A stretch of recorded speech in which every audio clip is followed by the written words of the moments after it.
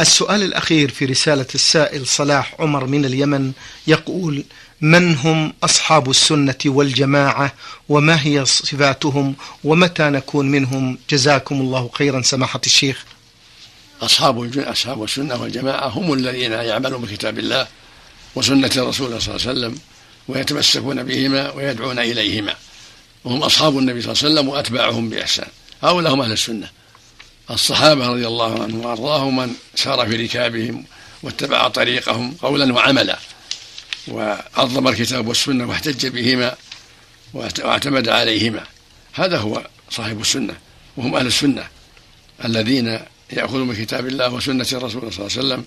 ويعتمدون عليهما ويتبعون من سلك هذا السبيل من أصحاب رسول الله صلى الله عليه وسلم وأتباعهم بإحسان، هؤلاء هم أهل السنة والجماعة، الصحابة ومن سلك سبيلهم كمالك والشافعي وأحمد والثوري والأوزاعي ومن تبعهم بإحسان، هؤلاء هم أهل السنة والجماعة الذين وحدوا الله سبحانه واعتقدوا أنه من مستحق العبادة وآمنوا بأسمائه وصفاته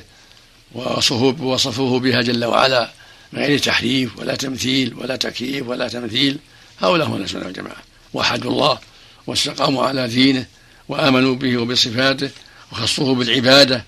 وآمنوا بأنه رب العالمين وخالقهم وبأنه سبحانه ذو الأسماء الحسنى والصفات العلى ليس كمثله شيء وهو السميع البصير.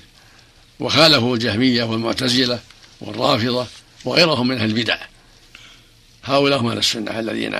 تبعوا الصحابة واستقاموا على طريق الصحابة قولا وعملا وعقيدة، وعقيدة الصحابة هي توحيد الله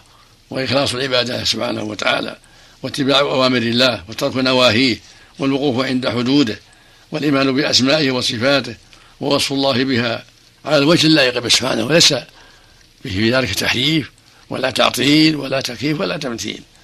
بل يؤمنون بذلك ويمرونها كما جاءت عملا بقوله سبحانه: قل هو الله أحد الله الصمد لم يلد ولم يولد ولم يكن له كفوا أحد، وبقوله سبحانه: ليس كمثله شيء وهو السميع البصير